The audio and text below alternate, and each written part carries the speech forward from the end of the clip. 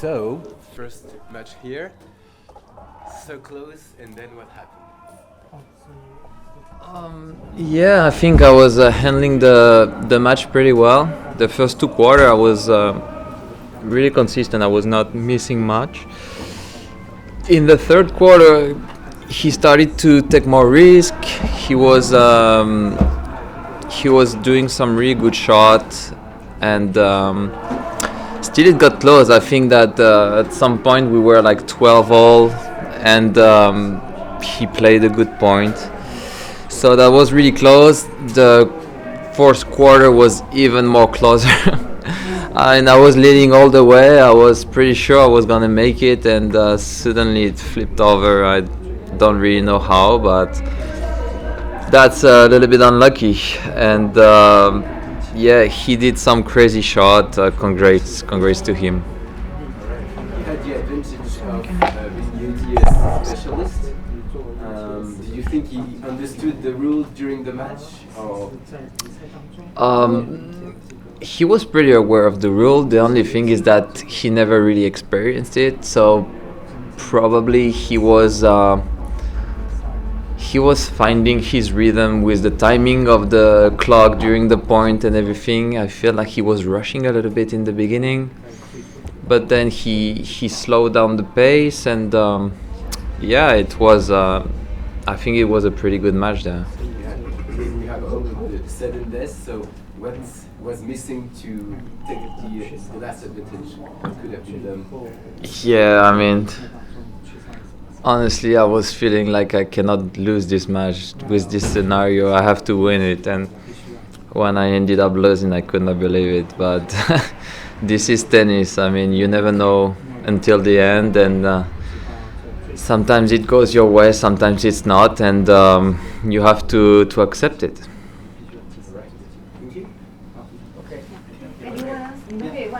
Did you have fun there? What do you most like about this game? You don't have fun when you lose, honestly. This is a format where you have to be really concentrated, because in between points it goes really fast. And if you just lose your concentration for a little bit, then you can lose like 4 or 5 points in a row. So you have to keep your concentration really high all the way. And in these circumstances, you cannot really enjoy. You know, you're just thinking about, okay, what do I have to do?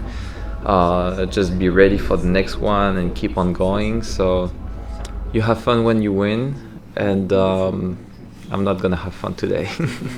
So any difference play game UTS and the ATP tournament?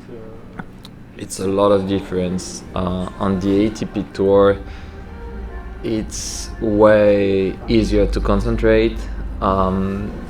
You know, here you have the music, you have a short time in between points, you have people standing up in behind, you have people filming. I mean, at some point I could not really return because a woman was with her flash, and I was like, well, I cannot tell her to stop the flash. I mean, so it's a completely different things, but I think for the crowd it's also enjoyable, because, you know, you're way more free to express what you feel and to, you know, just enjoy. And yeah, I think it's a good compliment. How do you like the atmosphere right now? Do you feel it's too noisy besides the music? You can't find it in any other tennis game. Honestly, I was concentrated, so at some point when you're concentrated, you don't really pay attention to the music. Also, maybe I've played some matches before in this condition, so I know what it feels and I know how it is.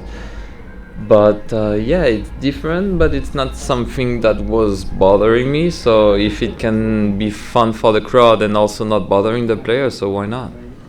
By the way, how do you like this stadium? You know, it is a multifunctional stadium, and how do you like the surface being made for tennis game? Is it too fast or too slow? I think it's a pretty good speed. It's not too fast, not too slow.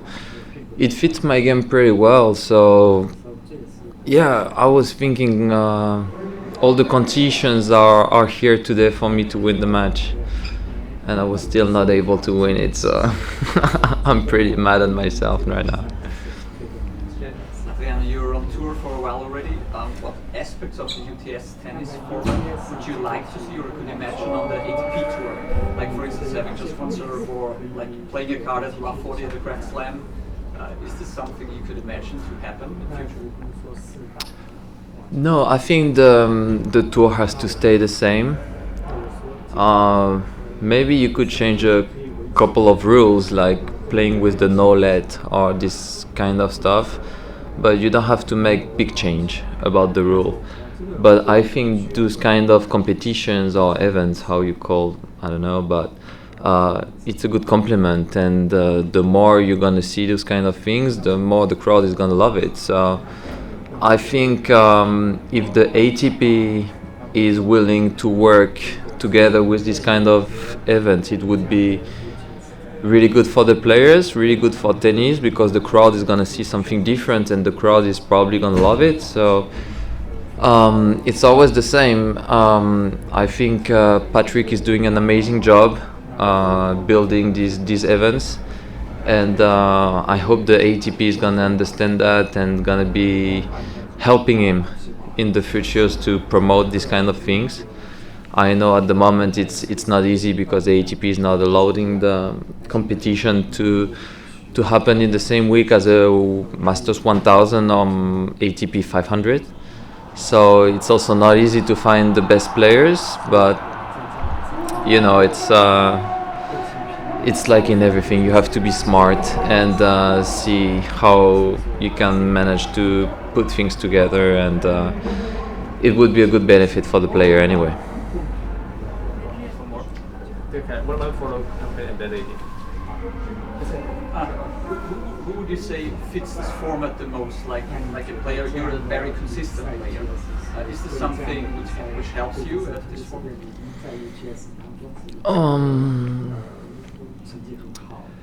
Yeah, I feel like you need to have a good cardio, because you know, it never stops basically. So after 5-6 minutes it starts to be harder, and if you cannot really handle the pace, then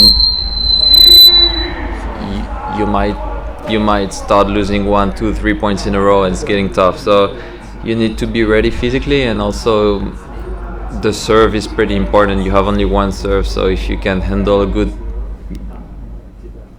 second serve, I think it's a big part of the game. That was probably my weakness today, but yeah, I didn't play enough UTS to say exactly which type of game it's fitting the most. But I think the first thing that comes to my mind is that you need to be fit to be ready to handle the pace. How do you keep maintaining your physical condition? It's not easy to keep playing high level tennis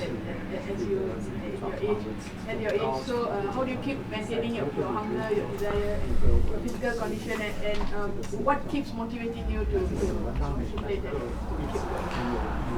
Well, I think first of all, I love the game. For me, tennis is pretty fun. I like being on tour.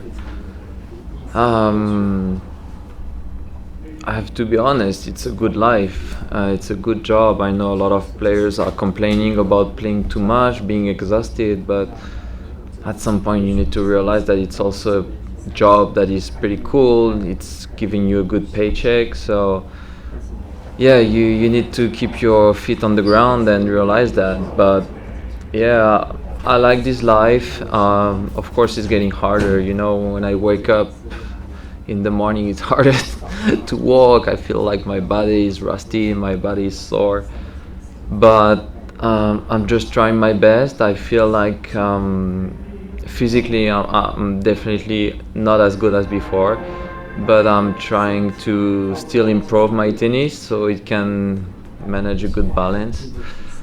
And yeah, I mean, as long as I'm able to play some good tournaments, I'm gonna try to continue. I'm still working hard to keep a decent level, and if my ranking is dropping and then I would have to go back to Challenger, I would think about stopping, which happened this year. I was saying at the end of the summer, if I'm not back in the top 100, I would stop. But I was lucky enough or good enough, I don't know, to get some good results and being back. So now it's